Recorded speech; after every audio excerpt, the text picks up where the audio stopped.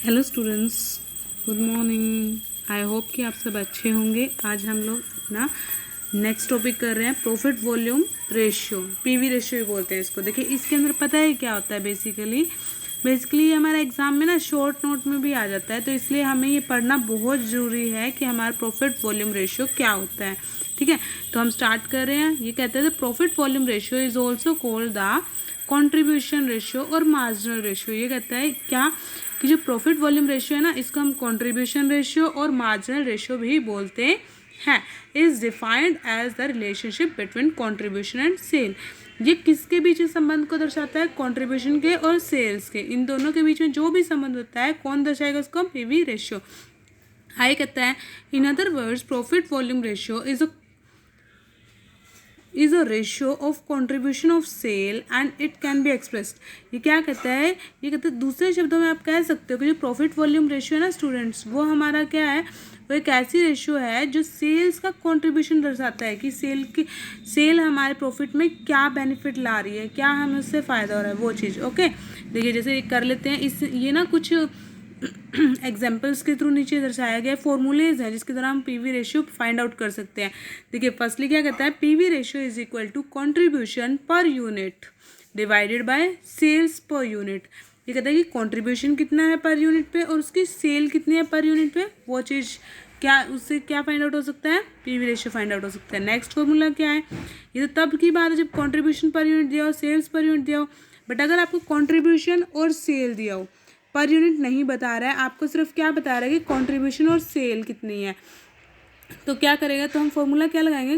PV ratio is equal to contribution divide by sales multiply by 100, और आप इसको short में C divide by S into में 100 भी बोल सकते हो। नेक्स्ट फॉर्मूला क्या है पीवी रेशियो निकालने का? नेक्स्ट फॉर्मूला है sales variable cost divide by sales. क्या है?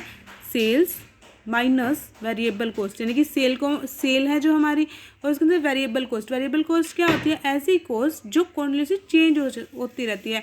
कई बार क्या होता है कि हमें पता नहीं होता, बट हमारी जो छोटी मोटी मशीनरी वो बिगड़ जाती है। कई बार हमारा कोई लेबर है वो बीमार हो गया, उसकी जगह दूसरे लेबर को लाना पड़ गया, उसने थोड़े ज़्यादा चार्ज कर लिए, वो चीज़ वो होती है वेरिएबल कॉस्ट, जिसका हमें आइडिया नहीं होता। ठीक है, तो इसका फॉर्मूला क्या होगा? Sales minus variable cost divide by sales and multiply by 100। इसके थ्रू भी आप क्या कर सकते हो? आप पीवी रेशियो निकाल सकते हो। ओके, देखिए नेक्स्ट फॉर्मूला क्या है पीवी रेशियो निकालने का? नेक्स्ट फॉर्मूला है पीवी रेशियो निकालने का fixed cost plus profit divide by sales. यानी कि फिक्स्ड कॉस्ट जो एक फिक्स चार्जेस है कि हाँ भाई ये तो हमारे प्रोडक्ट पे लगेंगे ही लगेंगे, उसके अंदर क्या ऐड कर देंगे? हमारे जो प्रॉफिट्स आए हैं उनको ऐड कर दो, और डिवाइड बाय किससे कर दो? सेल से, कि जितनी हमारी सेल हुई है, और मल्टीप्लाई बाय 100 कर दो। इसके थ्रू भी हम क्या निकाल सकते हैं? पीवी रेशियो निकाल सकते हैं। एग्जाम्पल में अगर हम देखें तो हम इसको F plus P divide by S multiply by 100 भी बोल सकते हैं। नेक्स्ट क्या है? नेक्स्ट कहता है चेंज इन प्रॉफिट और कंट्रीब्यूशन, यानी कि प्रॉफिट्स में जो चेंज हुआ है और जो कंट्रीब्यूशंस करने के बाद चेंज हुआ है, उसके डिवाइड में क्या लिख दो? डिवाइड में चेंज इन सेल, यानी कि सेल के अंदर कितना चेंज हुआ। जैसे कि सपोज लास्ट ईयर कितना प्रॉफिट था और अब कितना प्रॉफिट है। लास्ट ईयर के प्रॉफिट में से आपके प्रॉफिट को माइनस कर दो और जो चेंज बच गया उसको लिखो। ऐसे ही सेल, यानी कि लास्ट ईयर की सेल, करंट ईयर की सेल, उन दोनों को आपस में माइनस कर दो, और जो आएगा हमारा वो कहाँ आ जाएगा? चेंज इन सेल्स के अंदर। और मल्टीप्लाई आप किससे कर दोगे? इसको भी 100 से। ओके स्टूडेंट्स, नेक्स्ट क्या फॉर्मूला है पीवी रेशियो निकालने का? 1 माइनस वेरिएबल कॉस्ट रेशियो। 1 में से वेरिएबल कॉस्ट, ऐसी कॉस्ट जो क्या होते थे? चेंज होते रहते, उसकी रेशियो को रख दोगे तो क्या निकल आएगी? हमारी पीवी रेशियो निकल आएगी। देखिए एग्जाम्पल अगर हम इसका देखें एक एग्जाम्पल के थ्रू, ये कहता है if selling price of a product is ₹100, अगर एक प्रोडक्ट की सेलिंग प्राइस क्या है? 100 है, और उसकी वेरिएबल कॉस्ट कितनी है? 75 है, तो फाइंड करो कि उसकी पीवी रेशियो कितनी होगी। तो PV ratio is equal to, क्या फॉर्मूला था हमारा? सेलिंग प्राइस माइनस में variable cost divide by 100 and multiply by 100। वो फॉर्मूला लगा दो तो उस फॉर्मूले के थ्रू क्या हो जाएगा? 100 माइनस 75 डिवाइड में 100 मल्टीप्लाई बाय 100। उसके बाद क्या आ जाएगा? 25 बाय 100 मल्टीप्लाई बाय 100, तो कितना आ जाएगा? 25 रेशियो आ जाएगी हमारी पीवी रेशियो की। ओके, ये कहता है PV ratio is also useful in calculating the break even point.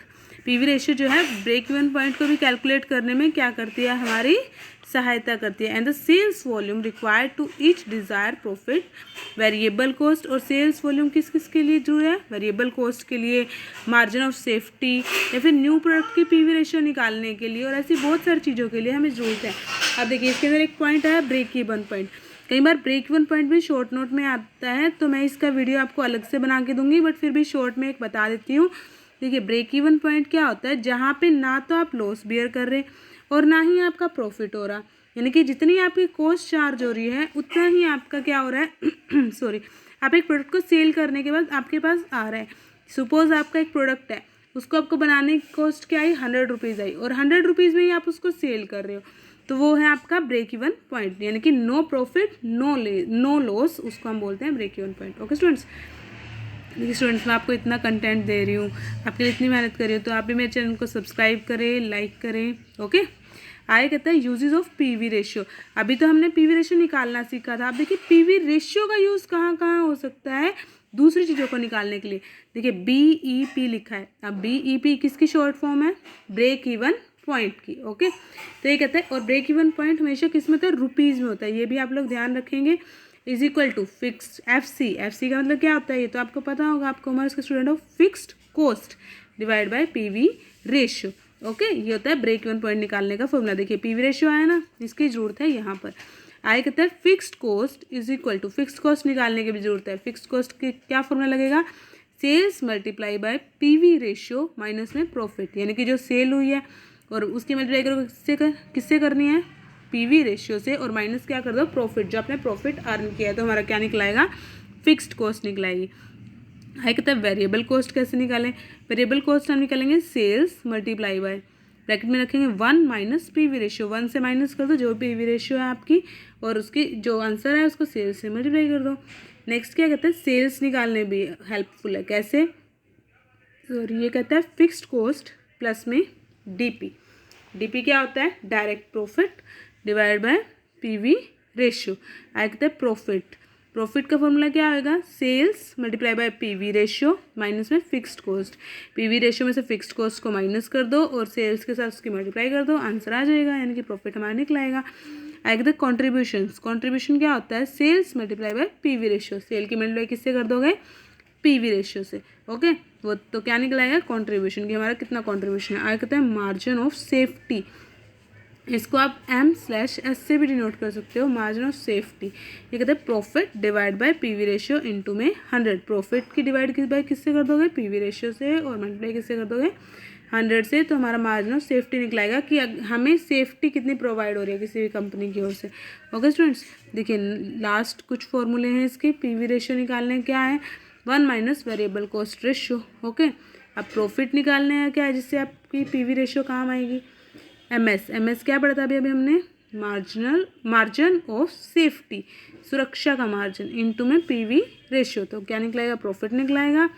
Fixed cost की मल्टीप्लाई किससे? फिक्स्ड कॉस्ट कैसे निकलेगी? इज इक्वल टू BEP क्या बताया था? अभी बताया था, यानी कि break even point in rupees multiply by PV ratio. Okay students, आज के लिए इतना टॉपिक काफ़ी है। ये शॉर्ट नोट में आपका ज़रूर आ सकता है एग्ज़ाम में, तो प्लीज़ इसको ध्यान से आप लोग रीड आउट करें। ठीक है, मेरे चैनल को लाइक करें, सब्सक्राइब करें और कमेंट करना ना भूलें। Okay, have a nice day.